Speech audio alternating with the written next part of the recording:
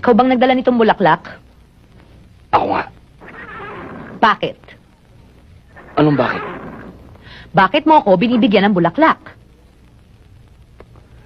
Kumbaga sa gera ng mga Indian, yan ang aking peace offering sa'yo. Para magkabati na tayo. Ikaw talaga. Hindi ka na talaga natuto, no? Hindi mo ba alam, ha, na hindi na tayo pwedeng magkasundo kahit anong oras, kahit anong araw, kahit kailan, forever and ever, ha? Kakambal ka ng gulo, eh. Pag nagkikita tayo, puro gulo yung naabot ko sa'yo.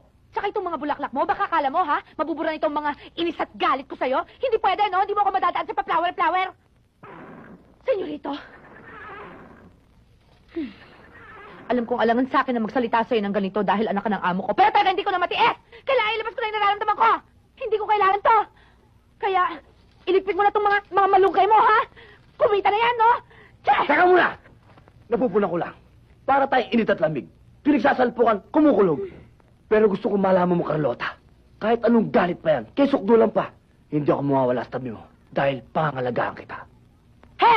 Huwag ka na makasaya ng pagod tsaka ng panahon, no? Goodbye! Teka muna! Ano na naman? Kung hindi mo natatanong, I just want you to know, my middle name is Patience. Well, my middle name is Angry! Angry! My God! 1 point!